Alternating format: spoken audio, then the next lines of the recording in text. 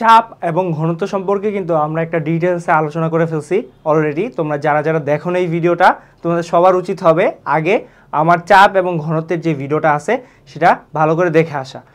যদি আমরা চাপ এবং ঘনত্ব ভালো করে বুঝেই থাকি তাহলে আমাদের এবার পড়াটা একটু আগানো যাক। আমরা আসলে যখন চাপ নিয়ে পড়ছিলাম তখন কিন্তু আমরা যে আলোচনাটা করছিলাম ওইখানে কিন্তু আমাদের বস্তুটাও কঠিন পদার্থ ছিল এবং যে মাধ্যমটা দিয়ে চাপ দেওয়া হয়েছে ওইটাও কিন্তু কঠিন ছিল। কিন্তু আমরা যদি এবার চিন্তা করি তরল পদার্থের মধ্যে কোনো বস্তুকে রাখলে সেইটার উপর কীরকমভাবে চাপ প্রয়োগ করবে তরল পদার্থটা, সেটা আসলে কিভাবে ক্যালকুলেট করতে পারবো, তাহলে কিন্তু আমাদের পড়াশোনাটা আগাবে। সো চলো আমরা দেখি তরল পদার্থের ভিতরে কিভাবে তরল পদার্থ নিজেই কোনো বস্তুকে চাপ দেয়। ঠিক আছে, সো চলো আমরা শুরু করে ফেলি। সো এইখানে যা বইয়ে কি লিখেছে দেখো, যারা পানিতে ঝাপাঝাপি করেছে তারা সবাই জানে পানির গভীরে গেলে এক ধরনের চাপ অনুভব করা যায় এবং চাপটা আসলে পানির যত গভীরে আমরা যেতে থাকি তত বেশি অনুভব করি। কারণ কি? কারণ আমরা জানি যে পানির যত গভীরে যাওয়া যায় তত চাপ বাড়তে থাকে এবং চাপের সাথে পানির গভীরতার একটা সমানুপাতিক সম্পর্ক রয়েছে। ঠিক আছে, এবং এই সূত্রটা আমরা বের করব এবং বের করে আসলেই দেখব যে আসলেই কথাটা কি সত্যি কিনা। হ্যাঁ, কারণ আমাদের শরীরেও সমান পরিমাণ চাপ দেয়। আচ্ছা সরি, আমরা কোথায় ছিলাম? যদিও বায়ুমণ্ডল আমাদের উপর একটা চাপ দেয় কিন্তু আমরা সেটা অনুভব করি না। কেন অনুভব করি না? কারণ আমাদের ভিতরে যে ব্লাড বা ভাস্কুলার সিস্টেম আছে সেটাও কিন্তু কি একটা সেম অ্যামাউন্টের চাপ আমাদের উপর দেয়। অ্যাজ এ রেজাল্ট ওই দুইটা চাপ আসলে ক্যান্সেল আউট হয়ে যায়, এই জন্য আমরা কোনোটাই আসলে ফিল করতে পারি না। এই জন্য যদি আমরা একটু উপরে যেতে থাকি, অর্থাৎ বায়ুমণ্ডলের উপরের দিকে যেতে থাকি, তখন কিন্তু বায়ুর চাপটা কমতে থাকে। কারণ কি, হাইটের সাথে চাপের একটা ব্যস্তানুপাতিক সম্পর্ক আছে, এটা আমরা দেখব পরে। অ্যাজ এ রেজাল্ট যখন উপরে চাপ কম থাকে বায়ুর, তখন কি হয়, আমার শরীরের ভিতরে চাপ সেটা কিন্তু বায়ুর চাপের থেকে বেশি থাকে। এর জন্য আমাদের অনেকের নাক দিয়ে রক্ত বের হয়ে যায়। এটার কারণ আসলে আমাদের ব্লাড প্রেশারটা এয়ার প্রেশারের চেয়ে বেশি হয়ে যায় দেখেই আমাদের ভাস্কুলার সিস্টেমটা ফেটে যায় কোনো একটা কারণে এবং ফেটে এদিক দিয়ে রক্ত বের হয়ে যায়। ঠিক আছে, ওকে। এখন কি বলছে সেটা দেখো। পানি কিংবা অন্য কোনো তরলের গভীরে গেলে ঠিক কতটুকু চাপ অনুভব করা যাবে সেটি ইতিমধ্যে বলা হয়েছে তোমাদের। তোমরা উপরের তরলের যে স্তম্ভটুকু থাকবে তার ওজন থেকেই তোমরা উপরের চাপ নির্ণয় করতে হবে, মানে উপরের চাপ নির্ণয় করতে হবে। ধরা যাক তুমি তরলের এইচ গভীরতায় চাপ নির্ণয় করতে চাইছো, সেখানে এই ক্ষেত্রফলের একটি পৃষ্ঠ কল্পনা করে নাও। আচ্ছা, চিত্রের মতো, চিত্রটা আমরা দেখব। তার উপরে তরলের যে স্তম্ভটুকু হবে সেখানকার তরলটুকুর ওজনই এই পৃষ্ঠে বল প্রয়োগ করবে। অর্থাৎ আমি যদি চিত্রটা দেখি, এই যে এখানে যে চিত্রটা, এই চিত্রের এই পৃষ্ঠতলের উপরে আসলে যতটুকু আছে তরল, সেই তরলটুকু কি এই পৃষ্ঠটার উপরে চাপ প্রয়োগ করবে। হ্যাঁ, এবং এই চাপের কিন্তু নির্দিষ্ট কোনো দিক নেই। আমরা আগেই পড়ছি চাপ হলো কি একটা স্কেলার রাশি, চাপ কিন্তু ভেক্টর না, এই জন্য চাপের কোনো নির্দিষ্ট দিক নাই। সে এবার আমরা চলো আরও পড়ি কি বলছে সেখানে। আচ্ছা, এ পৃষ্ঠের উপরের তরলটুকুর আয়তন AH, তরলের ঘনত্ব যদি রো হয় তাহলে এই তরলের ওজন বা বল। এখন দেখো যে আমরা তরলটা দেখছিলাম, এই তরলের এতটুকু আয়তন কি হবে তোমরা আমাকে জানাও। যদি হাইট h হয় তাহলে আয়তন v সমান সমান কি হবে? AH হবে না? AH তো হওয়ার কথা। ঠিক আছে, কারণ কি আয়তন সমান সমান ক্ষেত্রফল ইনটু উচ্চতা, সেটাই করছে। ক্ষেত্রফল হলো a এবং উচ্চতা হলো h, তাহলে AH। এবং ঘনত্ব আমাকে কি বলছে? আয়তন দিয়ে বের করতে বলছে বল। এখন দেখো বল বা ওজন বের করার সময় আমি জানি F সমান সমান mg। এখন আমি দেখো m জানি না, m আমাকে দেওয়া নাই, কিন্তু আমাকে দেওয়া আছে কি ঘনত্ব এবং আয়তন। তাহলে আমি দেখো রো সমান সমান জানি m/v, এটা আমরা গত সেশনে শিখেছিলাম, গত চ্যাপ্টারে শিখেছিলাম, মানে গত ক্লাসে শিখেছিলাম। এবং দেখো রো সমান সমান যদি m হয় তাহলে আমি m সমান সমান লিখতে পারি রো v। তাইলে আমি এই m এর জায়গায় যদি রো v লিখে দেই এবং এই জিটা রেখে দেই তাহলে কিন্তু কোনো সমস্যা নাই, একই। এবং আমি v একটু আগে দেখছি v সমান সমান আসলে ah, তাহলে আমি এটা লিখতে পারি যে রো AHG। এইটাকেই দেখো একটু সুন্দর করে সাজিয়ে লেখছে AH রো g। তাহলে এইটা কি? এইটা হলো ওই যে উপরে যে তরলটুকুর উপরে যে পৃষ্ঠাটা এ চিন্তা করছিলাম, এটার উপরে যে স্তম্ভটা আছে সেইটার যেই ওজন বা বল সেটাই কিন্তু এইচ রোজি, ঠিক আছে। তাহলে কাজ কি হবে, কাজ বলতেছি চাপ কি হবে, চাপ পি সমান সমান আমি জানি এফ বাই এ, ঠিক আছে। তাহলে এখন এফ একটু আগে বের করলাম, এফ সমান সমান আছে এ এইচ রোজি, আর ক্ষেত্রফল এ তো এই এ আর এ যদি ক্যান্সেল আউট হয়ে যায় তাহলে চাপ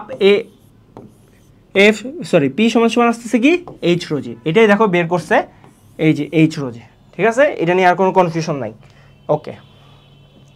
অর্থাৎ নির্দিষ্ট ঘনত্বের তরলে গভীরতার সাথে সাথে চাপ বাড়তে থাকে। ওই যে আমরা যে গভীরতার কথা বলছিলাম, চলো এবার দেখি।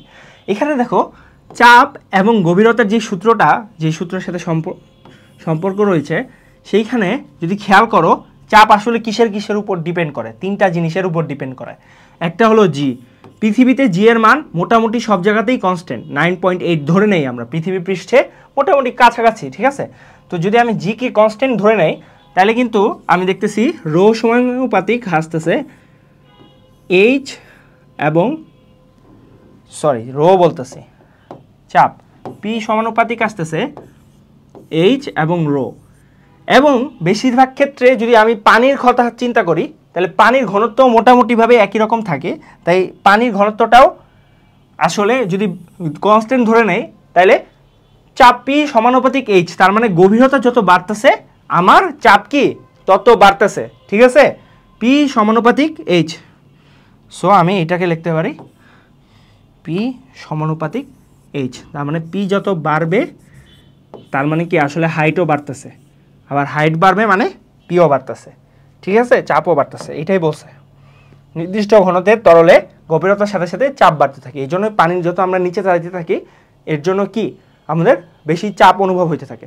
দেখবা যে একটা জিনিস লেখা থাকে, সেটা হলো ফোন বা ঘড়িতে লেখা থাকে যে 30 মিটার ওয়াটার রেজিস্ট্যান্স। আমি ভাবতাম যে 30 মিটারের সাথে ওয়াটার রেজিস্ট্যান্সের সম্পর্ক কি, কিন্তু আমি পরে আসলে বুঝতে পারছি যে 30 মিটার নিচে পর্যন্ত যেই চাপটা পানি দেয় ওই ঘড়ি বা ওই ফোনটা ওই চাপটুকু নিতে পারবে, এর চেয়ে বেশি চাপ সে আসলে নিতে পারবে না, ঠিক আছে। মানে ওই চাপ পর্যন্ত সে ভিতর থেকে যে প্রেসার দেয় সেটার সাথে ক্যান্সেল আউট করে ঠিক থাকে, কিন্তু এর বেশি যদি চাপ দিয়ে দেয় পানি তখন সে আর ক্যান্সেল আউট করতে পারে না, তখন কি হয়ে যায়, তখন আর ওয়াটার রেজিস্ট্যান্স থাকে না, ঠিক আছে। এটাই বলছে, ওকে। এখন দেখো তরলের উচ্চতার জন্য যে চাপটার যে আমরা বের করলাম সেটা হলো এই যে এই ছবিটা দিয়ে মোটামুটি চিন্তা করা হয়েছে। ছবিটা যদি তোমরা দেখে নাও ভালো করে তাহলে দেখো এইখানে একটা সিলিন্ডার চিন্তা করা হয়েছে এবং সিলিন্ডারের মধ্যে একটা এ পৃষ্ঠতল নেওয়া হয়েছে এবং এ পৃষ্ঠতলের উপরে যে স্তম্ভটুকু, এই স্তম্ভটুকুর বল বের করা হয়েছে। স্তম্ভটুকুর বল কিভাবে বের করা হইলো, আয়তন বের করা হয়েছে প্রথমে এ আর এইচ গুণ করে, এবং ঘনত্ব যদি রো হয় তাহলে রো ইন্টু ভি করলেই আমি এম পাচ্ছি, এম এর সাথে জি গুণ দিলেই আমি কি পেয়ে যাচ্ছি, আমি পেয়ে যাচ্ছি বল। তাহলে বল এফ সমান সমান আসতেছে এ এইচ রো জি, এবং চাপ পি সমান সমান হলো এফ বাই এ। এখন এই A H rho g divided by A A কাটা, তাহলে চাপ সমান সমান আসতেছে এইচ রো জি, ঠিক আছে। এটা নিয়ে আর কোনো কথা নেই। পরে দেখি বাতাস বা গ্যাসকে যেরকম চাপ দিয়ে সংকুচিত করে তার ঘনত্ব বাড়িয়ে ফেলা যায়, তরলের বেলায় কিন্তু সেটি সত্যি নয়। অর্থাৎ তরলকে চাপ দিয়ে সেরকম সংকুচিত করা যায় না, তাই তার ঘনত্ব বাড়ানো কিংবা কমানো যায় না। কথাটা শুনো তো, মানে তরল যদি আসলে বেশি চাপ দেই তাহলে সেটা আসলে সংকুচিত হয় না, ঠিক আছে। কারণ কি, এটা বেশিরভাগ ক্ষেত্রেই দেখা যায় যে একটা ম্যাক্সিমাম লিমিটে থাকে, অল্প একটু সংকুচিত হয় খুবই কম, কিন্তু এটা আসলে খুবই নগণ্য। বেশিরভাগ ক্ষেত্রেই বলা যায় যে এটা আসলে সংকুচিত হয় না। চিত্রে সমুদ্রপৃষ্ঠে সমুদ্র পৃষ্ঠদেশ থেকে সমুদ্রের গভীরতা গেলে কিভাবে পানির চাপ বাড়তে থাকে সেটা দেখানো হয়েছে। যেহেতু পানির ঘনত্ব প্রায় সমান, তাই চাপটা সমান হারে বাড়ছে। মানে কি বলছে বুঝতে পারছো ব্যাপারটা? মানে ব্যাপারটা এইটা বলা হয়েছে যে পানির ঘনত্বটা আসলে চাপের কারণে কমে যায় না কখনো, মানে বেড়ে যায় না কখনো।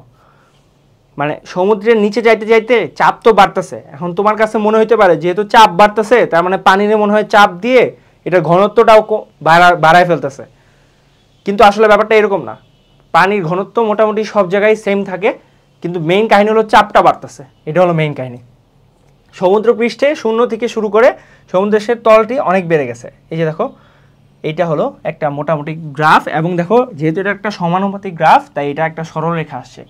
যেহেতু সমানুপাতিক গ্রাফ তাই সরলরেখা আসছে, সমানুপাতিক গ্রাফ না হইলে কিন্তু ভাই সরলরেখা আসতো না, ঠিক আছে। এবং এটা একটা ঊর্ধ্বমুখী সরলরেখা। যদি এইটা সমানুপাতিক গ্রাফ না হয়ে ব্যস্তানুপাতিক গ্রাফ হইতো তাইলেও কিন্তু এইটা এরকম ঊর্ধ্বমুখী সরলরেখা হইতো না, ঠিক আছে, তখন কিন্তু উল্টা কেস হইতো, ঠিক আছে। সো ঊর্ধ্বমুখী গ্রাফ তখনই হয় যখন ঊর্ধ্বমুখী সরলরেখা যখন সমানুপাতিক সম্পর্ক আসে। আমরা একটা উদাহরণ দেখে নেই। তিমি মাছ সমুদ্রপৃষ্ঠ থেকে 2100 মিটার গভীরতায় যেতে পারে, সেটি কত চাপ সহ্য করতে পারে?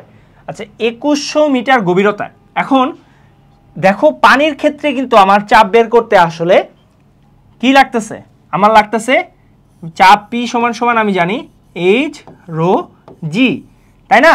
এখন দেখো এইচ এর মানটা আমাকে দিয়ে দিছে, এইচ এর মানটা হলো 2100, রো এর মান আমি জানি, পানির রো হলো 1000। এই রো কিন্তু তিমি মাছের রো না ভাই, বস্তুর রো না, এই রোটা কিন্তু পানি যেই মাধ্যমে আমি আসি সেই মাধ্যমে। এবং জি এর মান আমি জানি 9.8। তাহলে এত কি হবে ভাই? এত হবে প্যাসকেল। কেন প্যাসকেল লিখলাম? কারণ দেখো সব কিছুই আমি কি এসআই এককে নিয়েছি, যেহেতু সব কিছুই এসআই এককে নিয়েছি তাই সব কিছুই মোটামুটি সেম থাকবে। তো চলো আমরা কি করব, আমরা এটা ক্যালকুলেট করে ফেলি। ক্যালকুলেট করলে আমার আসতেছে 2100 ইন্টু 1000 ইন্টু 9.8, অ্যান্সার আসতেছে 2058 1 2 3 4। এত প্যাসকেল, কত হিউজ পরিমাণ চাপ তিমি মাছ সহ্য করতে পারে। এখন এটাকে যদি আমি বৈজ্ঞানিক পদ্ধতিতে লিখতে চাই তাহলে সিস্টেমটা কি, কয়টা শূন্য আছে দেখি, 2 এর পরে কতগুলা ডিজিট আছে, 1টা 2টা 3টা 4টা 5টা 6টা 7টা, তাহলে 2.05 ইন্টু বা 05 এর পর যেহেতু 8 আছে এটাকে আমরা 6 লিখে ফেলি, ঠিক আছে। 2.06 into 10 to the power 7, 1 2 3 4 5 6 7, 10 to the power 7 Pascal. এবার চলো আমরা উত্তর মিলাই নেই, আমরা উত্তর মিলাই দেখি। আচ্ছা দেখো এখানে অ্যাটমসফেরিক প্রেসারের কথা বলা হয়েছে, ঠিক আছে। অ্যাটমসফেরিক প্রেসার দিয়ে করছে, এটা আমরা অ্যাটমসফেরিক প্রেসার দিয়েও করতে পারি, কোনো সমস্যা নাই, কিন্তু এটা আসলে আমরা যেভাবে করছি এটাতে কোনো সমস্যা নাই। সো এখানে অ্যাটমসফেরিক প্রেসার দিয়ে যেহেতু করছে, চলো আমরা অ্যাটমসফেরিক প্রেসারের ব্যাপারটাও দেখি। এটাকে অ্যাটমসফেরিক প্রেসারে কীভাবে কনভার্ট করে আমি জানি যে প্যাসকেল থেকে অ্যাটমসফেরিক প্রেসারে কনভার্ট করার নিয়ম হলো এটাকে 101.325 দিয়ে ভাগ দিতে হবে। তাহলে এই যে নাম্বারটা আসছে 2508000, এইটাকে যদি আমি 101.325 এত দিয়ে ভাগ দিই তাহলে কিন্তু এটিএম চলে আসতেছে। তাহলে এখন দেখো এটাকে ভাগ দিই, ডিভাইডেড বাই 101.325, তাহলে দেখো আমি যদি এটাকে ডেসিমেলে নেই তাহলে আসতেছে 203.108 এটিএম। দেখো আমরা অ্যাটমসফেরিক প্রেসারেও কিন্তু বের করে ফেলছি, আমাদের মান কিন্তু কাছাকাছি আসছে, ঠিক আছে। এখানে কিছু ক্যালকুলেশনের জন্য ওরা আলাদা মান ধরছে, আমরা আলাদা মান ধরছি, এই জন্য একটা নাম্বারের ডিস্টেন্স আসছে, হয়তো ওরা বেশি অ্যাভারেজ করে ফেলছে, কিন্তু আমরা যেহেতু এই একক দিয়ে করছি আমাদের মান মোটামুটি ঠিক আছে, এটা নিয়ে কোনো ভয় পাওয়ার দরকার নেই, ঠিক আছে, এটা আমাদের মান ঠিক আসছে। ওকে, সো এটিএম এ করছে এইখানে এই যে 10 মিটার, এইখানে ওরা একটা রাউন্ড করে ফেলছে, বুঝছো, এটা রাউন্ড করা উচিত হয়নি। সো আমরা পরে দেখি পানির নিচে 33 ফিট বা 10 মিটার গভীরতায় এক এটিএম চাপ বেড়ে যায়। ডাইভাররা 1000 ফিট 330 মিটার গভীরতা পর্যন্ত গিয়েছে, সেখানে তাদের কতটুকু চাপ সহ্য করতে হয়েছে? তাহলে কি বলছে, প্রত্যেক 10 মিটারে এক এটিএম চাপ বেড়ে যায়। এটা আসলে ঐকিক নিয়মেও করতে পারার কথা, চলো আমরা দেখি, আমরা সূত্র দিয়েই করে দেখি, যেহেতু আমাদের বেশি কিছু লাগতেছে না। এখন এটা আসলে কিভাবে করা যায়, আমাকে দিয়ে দিচ্ছে 1000 ফিট বা 330 মিটার, তাহলে আমি জানি পি সমান সমান এইচ রো জি, তাই না। এইচ দেওয়া আছে কত, এইচ দেওয়া আছে 330 ইন্টু রো আমি জানি 1000, রো আমি জানি 1000 কেজি পার মিটার কিউব। ওকে, আর জি তো আমি জানি 9.8, এটা দেখো অ্যান্সার আসবে 330 ইন্টু 1000 ইন্টু 9.8, এটার অ্যান্সার আসতেছে 3234000। এত প্যাসকেল অ্যান্সার কিন্তু এত প্যাসকেল আসবে, এখানেও প্যাসকেল হবে। তার মানে তারা এতটুকু প্যাসকেল চাপ সহ্য করতে পারে। এটাকে যদি আমি এটিএমে কনভার্ট করি তাহলে আমার ওই সূত্র 101325। ও আচ্ছা, আরও একটা ব্যাপার আছে, ওই যে আমরা যে গত ম্যাথটাতে অনেক সময় দেখা যায় যে 10 টু দি পাওয়ার 101325 মানে 101325 না দিয়ে এই যে 101325 এটা না দিয়ে অনেক সময় এইভাবে দিয়ে দেয়।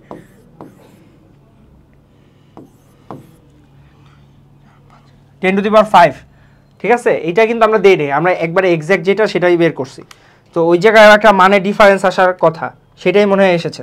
তাহলে এখানে আসছে 31.91 বা 92917 আসছে 92 ATM। তাহলে তারা এত অ্যাটমসফেরিক প্রেশার সহ্য করতে পারে। এখন দেখি আমাদের কথাটার সাথে আসলে ভ্যালিড হলো নাকি। এটা অ্যাকচুয়ালি কাছাকাছি বলা যায় 32 ATM এর মতো, ঠিক আছে, এটা কিন্তু প্রায় 32 ATM, মানে কাছাকাছি 32 ATM। এখন 10 মিটারে 1 ATM বাড়ছে, তাইলে আগে তো 1 ATM ছিল, ঠিক আছে, যখন পানির উপরে ছিল তখন 1 ATM ছিল, তাহলে 330 মিটারে আরও বাড়বে 32 ATM, সরি আরও 33 ATM বাড়ার কথা। কিন্তু এই যে এখানে দেখো একটা রাউন্ড হিসাব করছে, 33 ফিটের কথা বলছে কিন্তু 10 মিটার নিছে, এখানে 0.3 ফিট একটা বাদ দিচ্ছে, বুঝছো, এই জন্য কিন্তু একটা মানের গড়বড় আসছে। এখন এটা যদি আমরা সূত্র দিয়ে না করে ডাইরেক্ট ওইভাবে করতাম তাহলে কিভাবে করতাম, এইভাবে দেখো, এখানে হলো 10 মিটারের জন্য বাড়তেছে 1 ATM, তাহলে 330 মিটারের জন্য বাড়বে কতটুকু, এটা সহজ, কিভাবে করব, 330 মিটারের জন্য কতটুকু বাড়বে, 330 ডিভাইডেড বাই 10, এত ATM, সহজ অ্যান্সার 33 ATM, ঠিক আছে, এটা কিন্তু অ্যান্সার হবে। সো তোমরা যদি সূত্র দিয়ে করো তাহলে কিন্তু রং না, কিন্তু সূত্র দিয়ে করলে অ্যান্সারটা মিলবে না। কারণ কি, কারণ এখানে আমরা সব অ্যাকুরেট মান নিচ্ছি, এখানে অ্যাকুরেট মান নিচ্ছি, এর জন্য আমাদের অ্যান্সারটা মিলে নেই। কিন্তু এখানে যেহেতু একটা রাউন্ড মান নিয়ে ম্যাথটা করছে, আমরা রাউন্ড নিয়েই করব এবং আমরা উত্তরটা চেক দিব। দেখো আমাদের উত্তরটা কাছাকাছি আসছে, কিন্তু 1 ATM এর একটা ডিফারেন্স আসছে, এই ডিফারেন্সটা আসছে ওই যে রাউন্ড করে মান নিছে তাই। তাহলে 330 মিটার 10 মিটারের জন্য বাড়ে কত, 330 মিটারের জন্য বাড়ে কত, এটা কিন্তু খুব সহজ, এটা আমি আর দেখাইলাম না কিভাবে করে, ঠিক আছে, এটা বইয়ে দেখো ডাইরেক্ট করে দিছে এক লাইনে, প্রতি 10 মিটারে বাড়ে একবার, তাহলে 30 মিটারে বাড়ে 33 বার, ঠিক আছে, 1 ATM মানে একবারও বলে, ঠিক আছে। পরের প্রশ্ন দেখো, কেরোসিনের ঘনত্ব দেওয়া আছে, পানির ঘনত্ব দেওয়া আছে, পারদের ঘনত্ব দেওয়া আছে, 50 সেন্টিমিটার নিচে চাপ বের করতে বলছে। তাহলে পানির জন্য 50 সেন্টিমিটার নিচে বের করব, পারদের জন্য বের করব, কেরোসিনের জন্য বের করব। তাহলে আমরা প্রথমে কেরোসিনেরটা বের করি, পি অফ সি কেরোসিন, ঠিক আছে, প্রেসার অফ কেরোসিন 50 সেন্টিমিটার নিচে, 50 সেন্টিমিটার সমান হলো 0.5 মিটার, এটা আগেই লিখে নিলাম, আমরা এটি ইউজ করব 0.5 মিটার।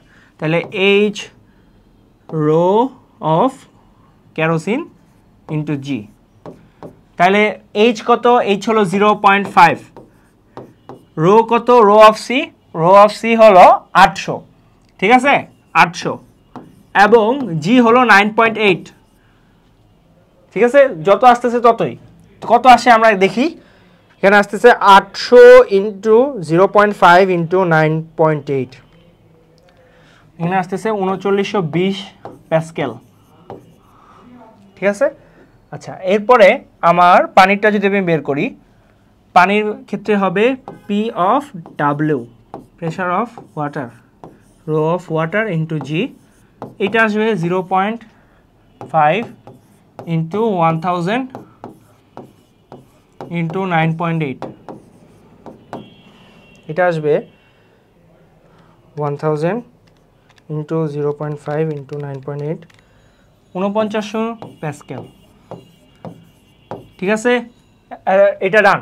অ্যান্ড লাস্টেরটা পি অফ মার্কারি এম, ঠিক আছে, পি অফ মার্কারি এটা কিন্তু অনেক বেশি 13,600, তাইলে এইটা হবে H into rho of mercury into g, তাহলে 0.5 ইন্টু 13,600, কেউ 1360 লিখো না ভুলেও, পরে কিন্তু ম্যাথ কাটা খাই যাবা, তাহলে ইন্টু 13, 63,700 এত প্যাসকেল।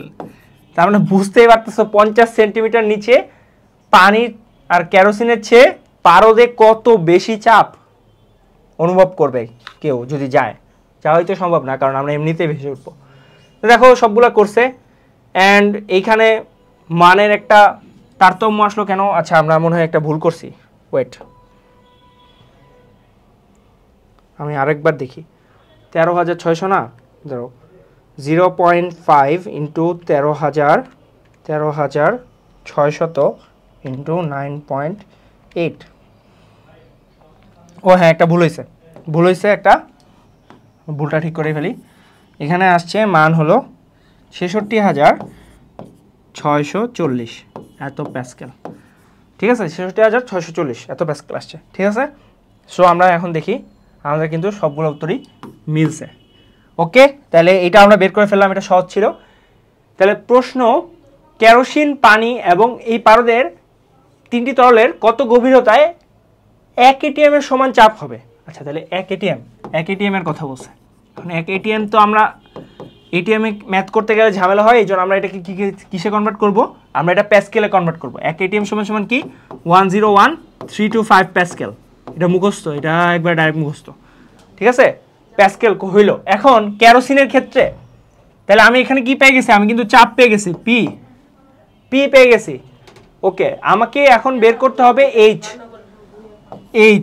এইচ ডাব্লিউ কত, ওয়াটারের জন্য কত, HC কত, কেরোসিনের জন্য কত, এবং HM মার্কারির জন্য কত, এই তিনটা বের করতে হবে। এখন দেখো আমি কিভাবে বের করব। আমাকে P সমান সমান আমি জানি H রো জি, তাইলে H সমান সমান কি হবে? P বাই রো জি, ঠিক আছে। এবং এইটা যদি হয় H সমান সমান যদি P বাই রো জি হয়, তাহলে HC সমান সমান কত হবে? HC সমান সমান হবে P by rho c into g. P আমি জানি, P দেওয়া আছে, P হলো 101,325, ঠিক আছে, 101,325। এবার রো সি কত দেওয়া? রো কেরোসিনের রো দেওয়া আছে 800, গত পৃষ্ঠায় ছিল 800 ইন্টু 9.8, ঠিক আছে। এখন এটা যদি ক্যালকুলেট করি, 101,325 ডিভাইডেড বাই 800 ডিভাইডেড বাই 9.8, এটা আসছে 12.94 মিটার, অর্থাৎ 12.94 মিটার গভীরতায় 1 ATM হবে কেরোসিনের ক্ষেত্রে। পানির ক্ষেত্রে কত হবে? HW সমান সমান হলো P by rho W into g. এখন 101,325, তাই না, 101,325 এটা গেল। এইবার এটাকে 800 এর জায়গায় আমার পানিরটা হবে, তাইলে হবে 1000 ইন্টু 9.8। এখন ক্যালকুলেট করব, কিছু না, 101,325 ইন্টু ডিভাইডেড বাই 1000 ইন্টু 9.8, তাহলে আসতেছে আমার 10.3392 ডট মিটার। এটাকে যদি ক্লোজ করি তাইলে আসে 10.34 মিটার। And last but not least, সেটা হলো মার্কারি, HM, এটা হবে P by rho M into g. এটা যদি করি তাইলে আসবে 101,325,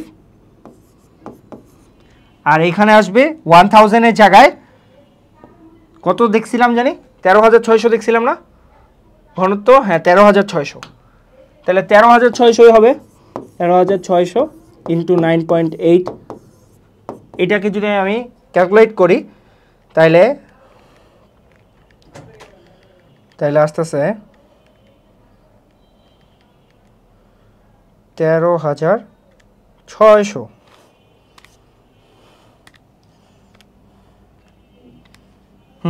এটা আসতেছে মাত্র 0.76024 মিটার, মানে 1 মিটারেরও অনেক কম, 0.76 মিটার। দেখো এখন আমি অ্যান্সারগুলো মিলাই। অ্যান্সারগুলো এই যে দেখো, একটা আসতেছে 10.34, একটা আসতেছে 12.92, এখানে একটু ডিফারেন্স আসছে, ওই যে 101325 ইউজ করছি। আর আরেকটা আমরা বের করে ফেলছি পারদের, যেটা এখানে দেওয়া নেই। আচ্ছা, পারদের জন্য দেওয়া আছে 76 সেন্টিমিটার। যখন আমাদের কাছাকাছি আসছে প্রায়, ঠিক না? আমাদের কিন্তু প্রায় কাছাকাছি আসছে। কত আসছে আমাদের? 76। এই তো, এই যে দেখো 76 আসছে, ঠিক আছে। একটা আসছে 12.94 আর একটা আসছে 10.34। দেখো তো মিলছে নাকি? এই যে হ্যাঁ, 12.92 আসছে আর 10.34, এটা মিলছে। আর এটা 76 সেন্টিমিটার বা 0.76 মিটার, এটাকে কিন্তু 76 সেন্টিমিটার হয়, ঠিক আছে। অ্যান্ড এটা বই ডাইরেক্ট লিখে দিছে কেন? কারণ আমরা জানি যে পারদের ক্ষেত্রে কিন্তু 76 সেন্টিমিটার হবে। এটা টরিসেলের পরীক্ষা থেকে আমরা জানছিলাম, এটা আমরা পরে দেখবো পরীক্ষাটা। এখন আর্কিমিডিসের সূত্র এবং প্লবতা। আর্কিমিডিসের সূত্র নিয়ে তোমাদের চ্যাপ্টারের প্রথমেই একটা হিন্টস দিছিলাম, আর্কিমিডিসের সূত্র এবং প্লবতা নিয়ে। তো আর্কিমিডিস আসলে তার সূত্র যখন বের করছিল, সে হলো গোসল করতেছিল এবং সে উলঙ্গ বা নেকেড ছিল, এবং সে আসলে গোসল করার সময় ভাবতেছিল যে পানিতে কোনো বস্তু কিভাবে ভাসে থাকে বা ডুবে থাকে, এবং সে তার সূত্রটা হঠাৎ করেই ডিসকভার করছে। অ্যান্ড ডিসকভার করার পরে সে আসলে আর নিজেরা থামায় রাখতে পারেনি, এতদিনের চিন্তাভাবনার একটা ফসল পেয়ে গেছে বা একটা ফল পেয়ে গেছে। এই জন্য সে এক্সাইটেড হয়ে ইউরেকা বলে ওই উলঙ্গ অবস্থায় দৌড় দিছিল। সো এই গল্পটাকেই বলা হইতেছে যে আর্কিমিডিসের সূত্রের পিছনের গল্প, ঠিক আছে। তো আর্কিমিডিসের সূত্রটা, এটা বোঝার জন্য আমাকে আসলে ওই সিলিন্ডারটা যেটা নিয়ে আমরা আলোচনা করছিলাম সেটাতেই ফিরে যেতে হবে। তো চলো আমরা দেখি এখানে কি লেখছে। তোমরা সবাই নিশ্চয়ই আর্কিমিডিসের সূত্র এবং সূত্রের পিছনের গল্পটি জানো। হ্যাঁ, জানি। সূত্রটি সহজ। কোনো বস্তু তরলে নিমজ্জিত করলে সেটি যে পরিমাণ তরল অপসারণ করে সেইটুকু তরলের সমান ওজন বস্তুটির ওজন থেকে কমে যায়। কি বলছে আরেকবার বুঝি। ধরো একটা বস্তু, হ্যাঁ, এই বস্তু এটাকে যদি আমি এরকম একটা লিকুইডে নিমজ্জিত করি, এখন ধরো যে এইখানে একটা সিলিন্ডার আছে, এই সিলিন্ডারের ভিতরে একটা তরল আছে। এখন এইটা ধরো এই পর্যন্ত আছে, হাইটটা এই পর্যন্ত আছে। যেই মোমেন্টে এটার মধ্যে আমি একটা নতুন বস্তু অ্যাড করলাম, এই বস্তুটা অ্যাড করলাম, তখন কি হইলো? তখন তার উচ্চতাটা বাইরে এই পর্যন্ত হয়ে গেছে। এখন তার এক্সট্রা উচ্চতা আসছে এবং উচ্চতা আসছে এই পর্যন্ত। তার মানে এই বস্তুটা যখন তরলে ডুবলো বা আংশিক ডুবছে, পুরোপুরি ডুবে নেই, সে একটা নির্দিষ্ট পরিমাণ আয়তন বাড়াইছে তরলের। তাহলে যতটুকু আয়তন বাড়াইছে, অর্থাৎ এই যে এতটুকু যে আয়তন সে বাড়াইলো, এই এতটুকু আয়তনের সমান যে ওজন, কার ওজন? তরলের ওজন। মানে এই এতটুকু তরলের ওজন সে নিজের থেকে হারাবে, এটাই বলছে, ঠিক আছে। তার মানে এখানে ওজন যদি হয় 2 নিউটন, তাহলে সে 2 নিউটন বল কম অনুভব করবে, ঠিক আছে। আমরা এখন এই সূত্রটি বের করব। 5.04 এই চিত্রে দেখানো হয়েছে খানিকটা তরল পদার্থে একটা সিলিন্ডার ডোবানো হয়েছে। এটি সিলিন্ডার না হয়ে অন্য যে কোনো আকৃতির বস্তু হইতে পারত, কিন্তু আমরা সুবিধার জন্য সিলিন্ডার ধরছি। ধরা যাক সিলিন্ডারের উচ্চতা h এবং উপরের এবং নিচের প্রস্থচ্ছেদের ক্ষেত্রফল a। Very good. আমরা কল্পনা করে নেই সিলিন্ডারটি এমনভাবে তরলে ডুবিয়ে রাখা হয়েছে যেন তার উপরের পৃষ্ঠটির গভীরতা h1 এবং নিচের পৃষ্ঠের গভীরতা কি? h2। ওকে, আমরা অনেকবার তোমাদের বলেছি যে তরল কিংবা বায়বীয় পদার্থে চাপ কোনো নির্দিষ্ট দিকে কাজ করে না, কারণ চাপ স্কেলার রাশি, এটি সব দিকে কাজ করে। কাজেই সিলিন্ডারের উপরের পৃষ্ঠের নিচের দিকে যে চাপ কাজ করে তার পরিমাণ, আচ্ছা, সেটা h রো জি, এটা আমরা একটু আগে সূত্র দিয়ে শিখছি। ওকে, এবং নিচের পৃষ্ঠে যে উপরের দিকে কাজ করে সেইটা হলো h2 রো জি, ঠিক আছে। এটা নিয়ে কিন্তু কারো কোনো কনফিউশন থাকা যাবে না। আচ্ছা, এখন কাজেই সিলিন্ডারের উপরে এবং নিচের পৃষ্ঠের ক্ষেত্রফলে, আচ্ছা, নিচের দিকে এবং নিচের পৃষ্ঠ উপরের দিকে বল প্রয়োগ করা হয়েছে যথাক্রমে বলের কথা বলা হয়েছে, AH রো জি, আর একটা হলো AH2 রো জি। হ্যাঁ, আমি এটা পুরাটা দেখাবো, আমরা আগে বইটা পড়ি। চারপাশে পৃষ্ঠের উপর কতটুকু বল প্রয়োগ করা আছে সেটা নিয়ে মাথা ঘামাতে হবে না, কারণ এক সাইডের বল আর এক সাইডের বল সমান অনুভব বল করে, তাই একটাকে ক্যান্সেল করবে। যেহেতু H2 এর মান H1 থেকে বেশি, তাই দেখতে পাচ্ছি F2 এর মান F1 থেকে বেশি। ঠিক আছে, কাজেই মোট বলটি হবে উপরের দিকে এবং তার পরিমাণ AH রো জি। এখানে AH হচ্ছে সিলিন্ডারের আয়তন, P হচ্ছে তরলের ঘনত্ব, রো হচ্ছে তরলের ঘনত্ব এবং G হচ্ছে মাধ্যাকর্ষণীয় বল। এটাকেই বলা হইতেছে কি ঊর্ধ্বমুখী বল বা প্লবতা। এখন আমরা যেহেতু বুঝে গেছি এটাকে আর্কিমিডিসের সূত্র বলে, এবার আমরা আসলে বোঝার চেষ্টা করি যে কি হয়েছে। এখন এই যে চিন্তা করো, এটা একটা সিলিন্ডার এবং এই সিলিন্ডারের মধ্যে কিছু তরল আছে এবং এই তরলের মধ্যে আরও একটা সিলিন্ডার নিয়ে চিন্তা করা হয়েছে। এবং খেয়াল করে দেখো, সিলিন্ডার যেহেতু, তাই নিচের পৃষ্ঠ এবং উপরের পৃষ্ঠ দুইটার ক্ষেত্রফলই কিন্তু A। Okay, very nice. এখন তুমি দেখো সিলিন্ডারটা উচ্চতা দেওয়া আছে H। এখন সিলিন্ডারটা উচ্চতা যদি H হয়, সিলিন্ডারটার উচ্চতা যদি H হয়, তাহলে দেখো সিলিন্ডারের উপরের পৃষ্ঠ এবং নিচের পৃষ্ঠের চাপ কিন্তু ভাইয়া কখনোই এক হবে না। কেন এক হবে না? কারণ তাদের দুজনের উচ্চতা আলাদা আলাদা। তো প্রথমে উপরের পৃষ্ঠের যদি উচ্চতাটা আমি চিন্তা করি, উপরের পৃষ্ঠের উচ্চতা যদি H1 হয়, উপরের পৃষ্ঠের উচ্চতা যদি H1 হয় এবং নিচের পৃষ্ঠের উচ্চতা যদি H2 হয়, উচ্চতা বলতে আমি গভীরতার কথা বোঝাচ্ছি আসলে। এখন দেখো, অর্থাৎ এটা পানি থেকে H1 গভীরতায় আছে এবং এটা পানি থেকে H2 গভীরতায় আছে। তাইলে এই জায়গায় H1 গভীরতায় আমার চাপ কত হবে? চাপ P সমান সমান হবে H1 রো জি। ঠিক আছে, এবং এই নিচের পৃষ্ঠে চাপ হবে P2 সমান সমান H2 রো জি, H2 রো জি। ঠিক আছে, কোনো সমস্যা নাই তো? আচ্ছা, যদি কোনো সমস্যা না থাকে তাহলে যেহেতু চাপের ব্যাপারটা দেখলাম, আমরা বলের ব্যাপারটাও দেখি। বলের ব্যাপার কি হবে? বল F1 সমান সমান হবে H1 রো জি, এবং বল এইখানে হবে H2 রো জি। ঠিক আছে, এটা জাস্ট সূত্র বের করছি আমরা, এগুলো সূত্র আগে দেখছি। ওকে, এখন দেখো তার মানে কি F1 আর F2 বল, এই দুইটা বল একই না। কারণ কি? কারণ এই দুইটা সব কিছুই এক, খালি H1 আর H2টা ডিফারেন্ট। এখন দেখো H2 বড় না H1 বড়, তোমরা আমাকে বলো। এখানে খুব স্পষ্ট দেখা যাচ্ছে যে H2 বড়, তার মানে F2 আসলে গ্রেটার দেন F1। ঠিক আছে, তার মানে F2 যদি গ্রেটার দেন F1 হয়, তাহলে F2 এর দিক কোন দিকে? এটার কিন্তু দিক আছে, এটা কিন্তু বল যেহেতু সেটার দিক আছে। দেখো এইখান থেকে কিন্তু উপরের দিকে দিচ্ছে, F2 এর দিক আসলে এই দিকে, আর F1 এর দিক আসলে নিচের দিকে। ঠিক আছে, F1 এর দিক আসলে নিচের দিকে। তাহলে F2 যেহেতু বড়, তার মানে টোটাল যে বলটা হবে, সেই বলটা যদি F হয়, তাহলে সেই Fটা কি আসলে উপরের দিকে কাজ করবে না? এই উপরের দিকে যেই বলটা কাজ করতেছে সেটাকেই বলতেছে হলো প্লবতা। তার মানে আমি যদি সহজে বুঝাই, তাহলে F সমান সমান হবে F2 মাইনাস F1। ঠিক আছে, প্লবতার দিক সবসময় উপরের দিকেই হয়। এবং F2 যদি আমি জানি, F2 সমান সমান হলো AH2 রো জি, আর F1 হলো AH1 রো জি। এখন তোমরা একটা জিনিস ভালো করে খেয়াল করে দেখো, আমি যদি A রো আর জি কমন নেই, তাহলে থাকে H2 মাইনাস H1।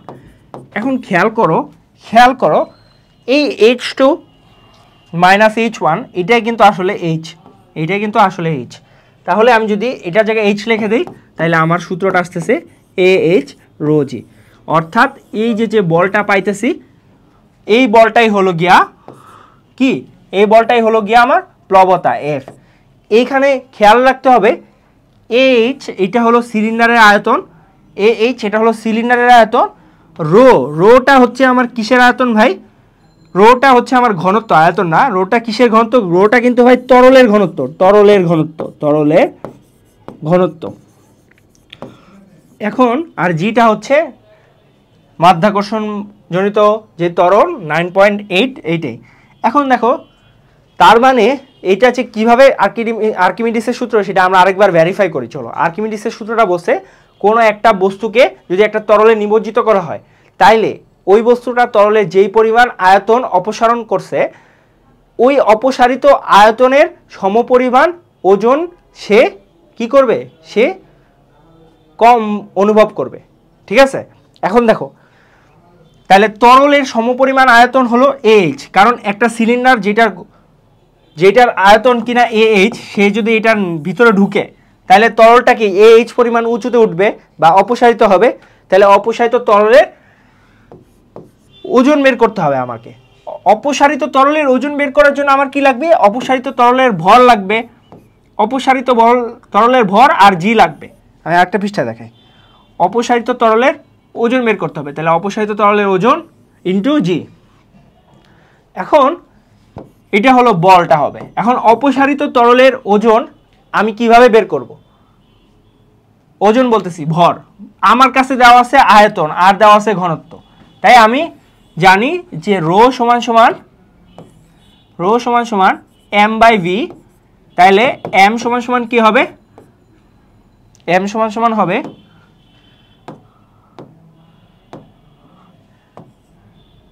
m সমান সমান হবে rho into v, rho into V.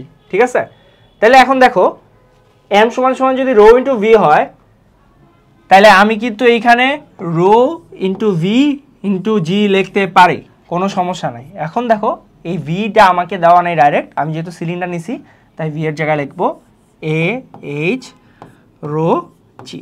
এটাই কিন্তু আর্কিমিডিসের সূত্র। আমরা কিন্তু আর্কিমিডিসের সূত্র পুরো ক্লিয়ার হয়ে গেছে। এখন দেখো এই কথাগুলোই লিখছিল, আমরা এই কথাগুলোই পাইছি আলটিমেটলি আমাদের সূত্র আসছে AH রো জি। আমরা কিন্তু সূত্র প্রমাণ করে ফেলছি। যেহেতু AH হচ্ছে সিলিন্ডারের আয়তন, রো হচ্ছে তরলের ঘনত্ব এবং জি মধ্যাকর্ষণজনিত বল, কাজেই উপরের দিকে প্রয়োগ করা বল হচ্ছে প্লবতা, যেটা আর্কিমিডিসের সূত্র। এখন একটি রাবার ব্যান্ডের এক মাথায় একটা বড় আলু বা অন্য কোনো ফল রেখে ঝুলিয়ে দেখো রাবার ব্যান্ডটি কতখানি লম্বা হয়ে আছে। এবারে আলু কিংবা ফলটি পানিতে ডুবিয়ে নাও, দেখবে রাবার ব্যান্ডটি বেশ খানিকটা সংকুচিত হয়ে আছে, কারণ ডুবন্ত অবস্থায় ফলটির ওজন অনেক কম। মানে ব্যাপারটা হলো রাবার ব্যান্ডের ব্যাপারটা কি, রাবার ব্যান্ডে যত ওজন দেওয়া হয় সে তত বেশি লম্বা হইতে থাকে। তো একটা ফল যদি আমি ঝুলায় রাখি, তাহলে যদি সে এতটুকু লম্বা হয়, সেই ফলটাকে যদি আমি পানিতে ভাসায় দিই, তাহলে দেখবো রাবার ব্যান্ডটা আর একটু কম লম্বা হয়েছে। সেই কথাটাই এখানে বলা হয়েছে। ওকে, এবার বস্তুর ভেসে থাকা বা ডুবে যাওয়ার কথা বলা হয়েছে। এখন তোমরা নিশ্চয়ই বুঝতে পারছো কেন একটা বস্তু ভেসে থাকে আবার অন্য কেন একটা বস্তু ডুবে যায়। এটার কারণ আসলে ঘনত্বের উপর।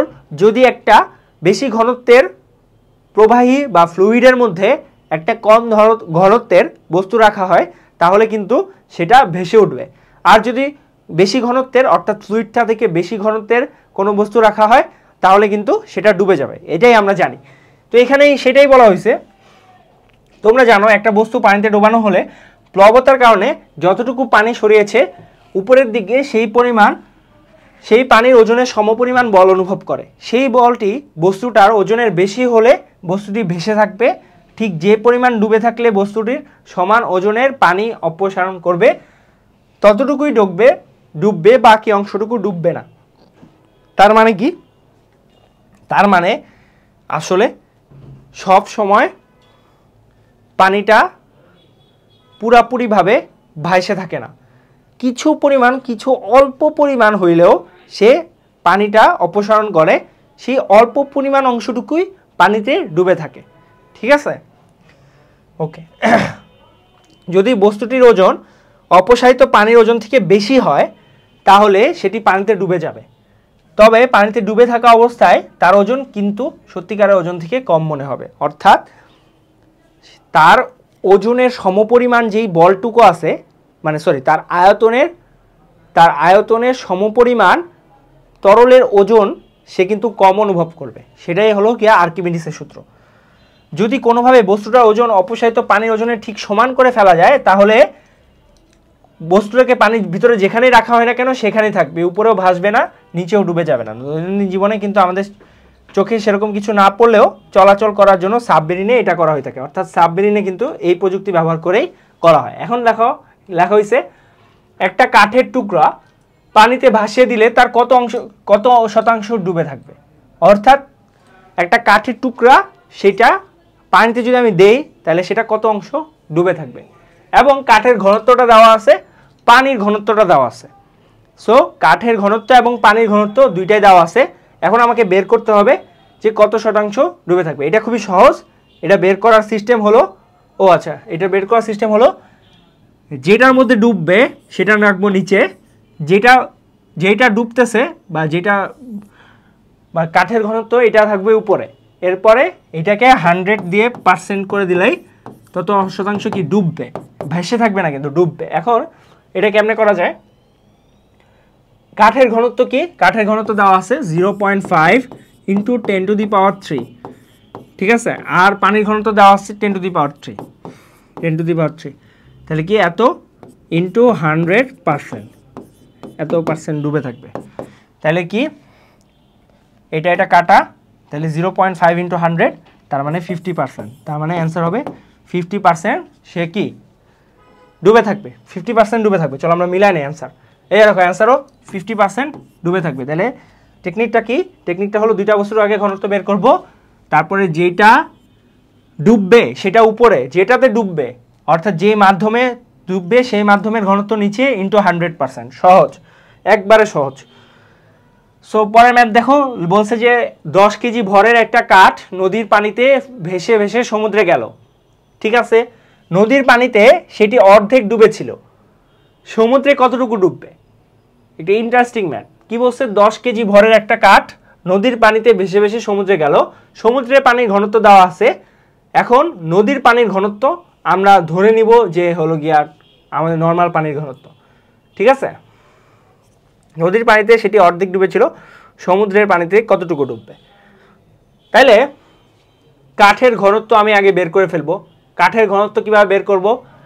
যদি পানির ঘনত্ব পি বা রো সমান 1000 হয়, 1000 কেজি পার মিটার কিউব হয়। ঠিক আছে, তাহলে এটা হলো পানি, তাহলে কাঠেরটা কত এটাই বের করতে হবে। তো তাহলে এখন দেখো, আমি একটু আগে যে ম্যাথটা করছিলাম যে কত % ডুবে থাকবে, সেই ম্যাথটাতে আমি কি করছিলাম, আমি কাঠের ঘনত্ব বের করার, এই যে দেখো এইটা সমান কিন্তু আমাকে অর্ধেক বলছে। অর্ধেক মানে কি? অর্ধেক মানে 0.5 × 100, 0.5 অর্ধেক মানে কিন্তু 0.5। আমাকে কিন্তু শতাংশ বলে নাই। 50% লিখতাম, তখন যদি 50% লিখতাম তাহলে মানে হলো 50/100, এটাকেই করলে আসলে 0.5 আসতেছে। হ্যাঁ, এখন দেখো এইটা আমি জানি, তাহলে আমি এখানে কাঠেরটা বের করতে পারবো না? কাঠেরটা বের করা খুবই সহজ। এটা হবে 0.5 × 1000 বা পানিরটা 0.5 × পানিরটা, তার মানে এটা আসতেছে 0.5 × 10⁻³ এটা কিন্তু আসতেছে কি কাঠেরটার ঘনত্ব। কাঠেরটার ঘনত্ব যদি আমি বের করি তাহলে আমার কিন্তু সমুদ্রের পানিতে কতটুকু ডুববে এটাও বের করা সম্ভব। কি হবে? এটা হবে ρ/ρ s ইন্টু কত শতাংশ চাইছে আমাকে, না কতটুকু ডুববে চাইছে। ঠিক আছে, কতটুকু ডুববে চাইছে, তাহলে আমাকে কতটুকু ডুববে যেহেতু বসে, তাহলে আমি জাস্ট এটা বের করলেই হচ্ছে। তাহলে এখন দেখো ভরের উপর কিন্তু কোনোভাবেই ডিপেন্ড করতেছে না এটা।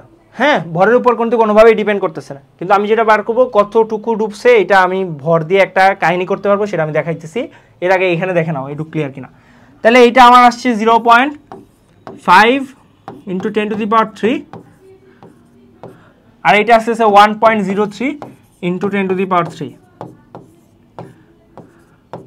এখন দেখো এটা যদি আমি করি ক্যালকুলেশন, তাহলে অ্যান্সার আসবে হলো 0.5 / 1.03, যেটাকে ডেসিমেল আকারে প্রকাশ করলে আসে হলো 0.48 0.4854 0.4854, ঠিক আছে, এত শতাংশ। এখন কতটুকু ডুববে, এটা হলো 0.84 বা 48% বা 48.54%, 48.54%। এখন দেখি যে এখানে কি আসলে কতটুকু আয়তন ডুববে নাকি সেটাও বের করছে কিনা। না, এখানে দেখো 48.5%ই বের করছে। এরপরে আরেকটা কোশ্চেন দিছে, এটা কি ক্লিয়ার নাকি তোমরা সবাই বলো? এটা যদি ক্লিয়ার থাকো, আমরা প্রথমে কি করছি, আমরা প্রথমে কাঠের ঘনত্ব বের করছি, এরপরে কাঠের ঘনত্বের সাথে সমুদ্রের পানি ঘনত্বের যে রেশিওটা আছে সেইটাকে 100% দিয়ে গুণ দিয়ে দিছি, এটা কিন্তু বের হয়ে গেছে 48.54%, ঠিক আছে। এখন ধরা যাক আর্কিমিডিসে, আচ্ছা এইখানে নতুন যে ম্যাথটা দিছে, ম্যাথটা চলো আমরা পড়ি। ধরা যাক আর্কিমিডিসের সোনার মুকুটের ভর বাতাসে 10 কেজি এবং পানিতে ডুবিয়ে ভর হচ্ছে 9.4 কেজি। এখন মুকুটের ঘনত্বটা বের করতে বলছে। আচ্ছা, তার মানে সোনার মুকুটের ঘনত্বটা কতটুকু এটা বের করতে বলছে। এখন একটা জিনিস খেয়াল করো, এটা যদি আমরা ম্যাথটা করতে চাই, এটা আমি খুব শার্পলি করতে পারবো যদি আমি আর্কিমিডিসের সূত্রটা আরেকবার মনে করি। আর্কিমিডিসের সূত্রটা ছিল এইরকম যে কোনো একটা বস্তু সেটাকে তরলে নিমজ্জিত করলে বস্তুটা যেই পরিমাণ আয়তন অপসারণ করে ওই আয়তনের সমান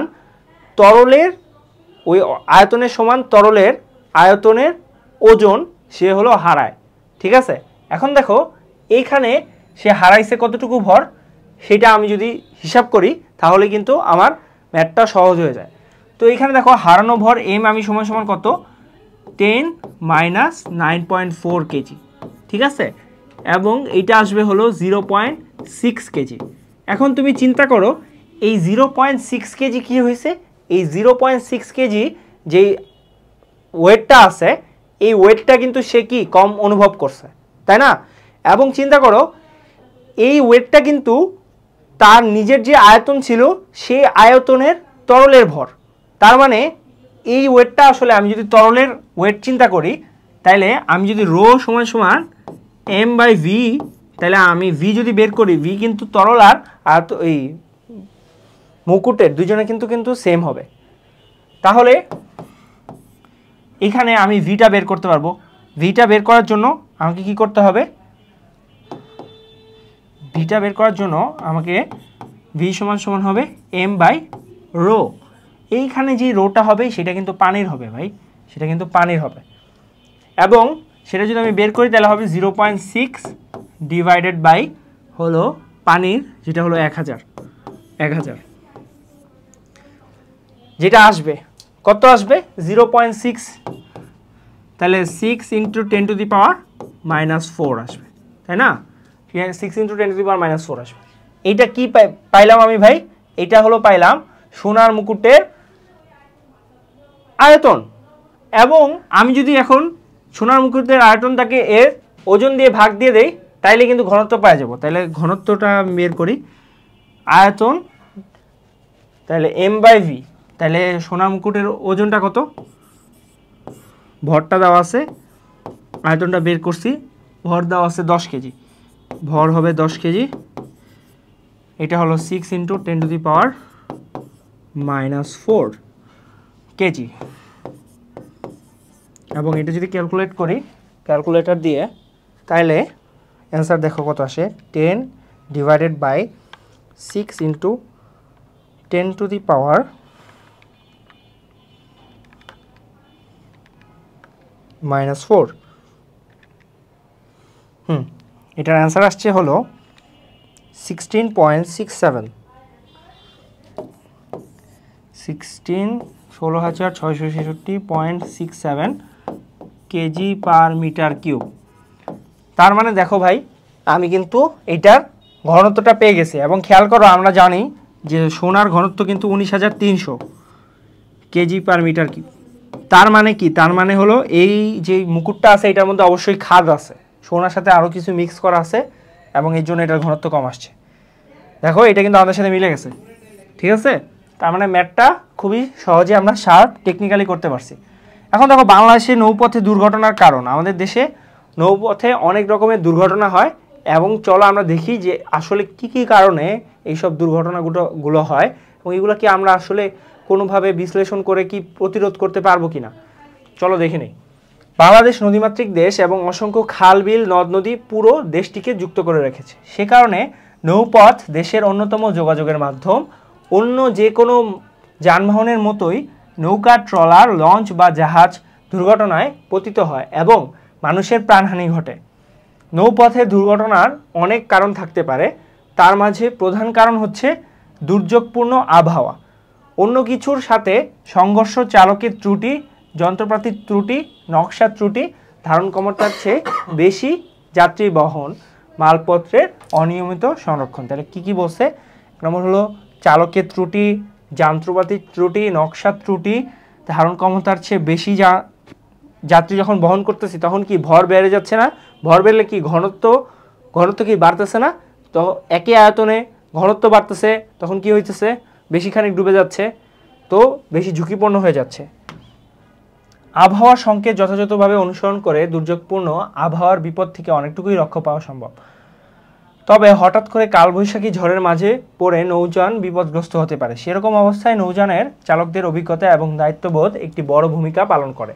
বাংলাদেশে নৌপথের দুর্ঘটনার আরেকটি বড় কারণ হচ্ছে সংঘর্ষ। একটি নৌযানের সাথে অন্য একটি নৌযানের সংঘর্ষ, যেটির সাথে সংঘর্ষ, নদীর তলদেশে বা ডুবোচরের সাথে সংঘর্ষ, সবগুলোই নানা ধরনের দুর্ঘটনার সূত্রপাত করে থাকে। ঠিক আছে, এখন প্যাসকেলের সূত্রটার কথা বলছে। আচ্ছা, এই অধ্যায়ে আমরা অনেকবার দেখিয়েছি যে তরলের চাপ প্রয়োগ করলে সেটা চারদিকে সঞ্চালিত হয়। তোমরা একটু চিন্তা করলে বুঝতে পারবে এটাই স্বাভাবিক। তার কারণ এই চাপটুকু যদি পুরো তরলে সঞ্চালিত না হয় তাহলে তরলের এক অংশে চাপ বেশি এবং অন্য অংশে চাপ কম থাকবে। কাজেই সেখানে একটা প্রস্থচ্ছেদ কল্পনা করে নিলে একদিক থেকে আরোপিত বল অন্য দিক থেকে আরোপিত বল থেকে বেশি হবে। এই বলের কারণে তরলটি প্রবাহিত হবে যতক্ষণ পর্যন্ত না চাপ সমান না হয়। প্যাসকেল এই বিষয়টা খুব সহজ করে একটা সূত্র দিয়ে দেখিয়েছিলেন। সেটি হলো, একটা আবদ্ধ পাত্রে তরল বা বায়বীয় পদার্থ বাইরে থেকে চাপ দেওয়া হলে সেই চাপ সমানভাবে সঞ্চালিত হয়ে পাত্রের সংলগ্ন গায়ে লম্বভাবে কাজ করে। অর্থাৎ এটা যদি একটা বায়বীয় বা তরল পদার্থপূর্ণ পাত্র হয় এবং পাত্রের উপরের দিক থেকে আমি কি করলাম, এটার উপর চাপ প্রয়োগ করলাম, তো প্যাসকেল বলছে যে চাপটা আমি যখনই দিছি তখনই এটা সমানভাবে ছড়া যাবে এবং টোটাল যে চাপটুকু ধরলাম যে 10 প্যাসকেল, এটা এমনভাবে ছড়া যাবে যাতে পাত্রের গায়ে সেটা লম্বভাবে চারিদিকে সমানভাবে প্রয়োগ হয়। ঠিক আছে, এটা সব দিকে সমানভাবে ছড়া যাবে। ঠিক আছে, এখন এই সূত্র ব্যবহার করে আসলে সাসপেনশন বা হাইড্রোলিক প্রেস কাজ করে, এটাই আমরা দেখি। প্যাসকেলের এই সূত্রটি ব্যবহার করে অত্যন্ত চমকপ্রদ কিছু যন্ত্র তৈরি করা যায়। ছবিতে সেরকম একটা যন্ত্র দেখানো হয়েছে। এখানে পাশাপাশি দুটি সিলিন্ডার একটি নল দিয়ে সংযুক্ত। ধরা যাক একটি সিলিন্ডার প্রস্থচ্ছেদে A1 এবং অন্যটি প্রস্থচ্ছেদ A2 এবং তুমি A1 প্রস্থচ্ছেদের সিলিন্ডারের উপর কি করলা, F1 বল প্রয়োগ করছো। তাইলে সেখানে বল হবে P = F1/A1। অর্থাৎ সিলিন্ডারটা যদি দেখি আমরা, এই যে দেখো এখন সিলিন্ডারের এই পাশটা দেখো, এইখানে আর এইখানে ব্যাপারটা খেয়াল করো। ধরলাম এইটা A1 আর এইটা হলো A2, বুঝো ব্যাপারটা। এখন ব্যাপারটা খেয়াল করো, আমার বলছে প্যাসকেল যে এইদিকে যেই পরিমাণ চাপ দিব চাপটা সমানভাবে ছড়া যাবে, এদিকেও সেই পরিমাণ চাপ অনুভূত হবে। ঠিক আছে, এইখানে যদি চাপ হয় 10 প্যাসকেল, এইখানেও 10 প্যাসকেল অনুভূত হবে। এটাই প্যাসকেল বলছে। ঠিক আছে, এখন আমার কথা হলো এদিকে যদি চাপ দেই, এদিকে যদি F1 বল দেই তাহলে কি হবে? এদিকে যদি F1 বল দেই, ব্যাপারটা খেয়াল করো, তাহলে আমার চাপ কি হবে? চাপ হবে P = F1/A1। ঠিক আছে, এবং দ্বিতীয় ক্ষেত্রে চাপ P = হবে এই যে F2/A2। এখন দুই ক্ষেত্রেই যেহেতু চাপ সমান, তাই আমি দুই ক্ষেত্রেই বলতে পারি যে P = F1/A1 = F2/A2। ঠিক আছে, এটা নিয়ে তো কারো কোনো সমস্যা নাই। এখন আমাকে থেকে যদি এখান থেকে F2 বের করতে বলা হয়, F2 যদি বের করতে বলা হয় তাহলে আমি এটা লিখতে পারবো না যে PA2 P এর জায়গায় আমি আবার লিখতে পারবো F1/A1 ইন্টু A2। এটাই কিন্তু করছে, দেখো F ইন্টু A2/A1 এটাই কিন্তু করছে। এখন A2/A1 রাখছে। এখন তুমি নিশ্চয়ই চমৎকৃত হয়ে দেখছো যে A2 এর মান যদি 100 হয় তাহলে তুমি প্রথম সিলিন্ডারে যে পরিমাণ বল প্রয়োগ করেছো দ্বিতীয় সিলিন্ডারে তার থেকে 100 গুণ বেশি বল পেয়ে যাচ্ছ। এইটা আসলে সত্যি, এটা বল আসলে বৃদ্ধি করা যায় এবং এটা প্যাসকেলের সূত্র দিয়ে খুব ভালো করে ফিল করা যায়। তুমি দেখো প্যাসকেলের সূত্র কতটা পাওয়ারফুল, তার কারণে আমরা একটা এত ভারী একটা ট্রাক সেটাকে আমরা ব্রেক করি কিভাবে, আমাদের পায়ের একটা জাস্ট প্রেস দিয়ে। এটা কেমনে করি, কারণ আমাদের পায়ের প্রেসটা আসলে প্যাসকেলের সূত্র ব্যবহার করে এখানে বল অনেক গুণ বৃদ্ধি করে, ওটা কিন্তু ব্রেক আকারে কাজ করে, ঠিক আছে। এবং দেখো বলছে যে A2/A1 এর মান যদি 100 হয়, মানে A2 যদি A1 এর চেয়ে 100 গুণ বেশি হয়, বড় হয়, তাহলে কি বড় 100 গুণ বড় হবে, এটাই বলছে, ঠিক আছে। এটা কিন্তু এখানে তাই বলছে যে F2 তাহলে 100 গুণ বড় হবে F1 এর চেয়ে। এই পদ্ধতিটি খুবই কার্যকর, বড় বড় কলকারখানা কিংবা বিমান নিয়ন্ত্রণে এই পদ্ধতি ব্যবহার করা হয়। তোমরা একটা জিনিস জেনে রাখো, এইটাই বল বৃদ্ধিকরণ নীতি। এই পদ্ধতিতে শক্তি কিন্তু মোটেও বাড়ানো যায় না।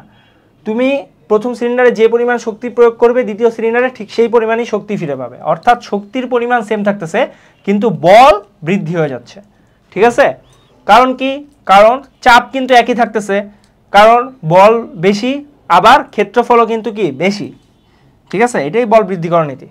দেখো এইখানে ক্ষেত্রফল বেশি কিন্তু বলটাও বেশি, তাই চাপটা একই। এখানে ক্ষেত্রফল কম বলটাও কম, তাই চাপ একই। মেইন কথা হলো চাপ এক থাকতেছে এবং বলটা বৃদ্ধি হয়ে যাচ্ছে। ক্ষেত্রফল কম থাকলে বল ছোট, ক্ষেত্রফল বেশি থাকলে বল বেশি। উদাহরণ দিছে একটা, চলো উদাহরণটা দেখি। দেখাও যে বল বৃদ্ধি করা হলেও যে পরিমাণ শক্তি প্রয়োগ করা হচ্ছে সেই পরিমাণ শক্তি ফিরে পাচ্ছ। আচ্ছা, ধরা যাক এখানে জাস্ট একটা প্রমাণ, এই প্রমাণটা আসলে ক্যালকুলেশন করা যায়, আমরা চলো বইয়ে দেখি কি লেখছে। ছোট পিস্টনে F1 বল প্রয়োগ করা হলো, ঠিক আছে, এবং পিস্টনটি L1 দূরত্ব অতিক্রম করেছে। কাজের পরিমাণ F = Fs আমরা আগেই পড়ছি, তাহলে W1 = F1 L1। বড় পিস্টনে বলের পরিমাণ হলো F2 = F1 × A2/A1। এটা আমরা একটু আগে বের করলাম। যেহেতু ছোট পিস্টনে অপসারিত তরলটুকু বড় পিস্টনকে L2 দূরত্বে ঠেলে নিয়ে যায়, কাজেই A1 = L2A2। কি বলছে আরেকবার পড়ো, ছোট পিস্টনে অপসারিত তরলটুকু বড় পিস্টনটুকুকে L2 দূরত্বে সরিয়ে নিয়ে যাচ্ছে, অর্থাৎ এখানে এদের যে আয়তনটা সেটার কথা বলা হয়েছে, যে দুই জায়গায় আয়তনটা আসলে সমান। হ্যাঁ, তার মানে একদিকে বেশি সরণ হচ্ছে আরেকদিকে কম সরণ হচ্ছে। এদিকে আমার কি, যেদিকে আমার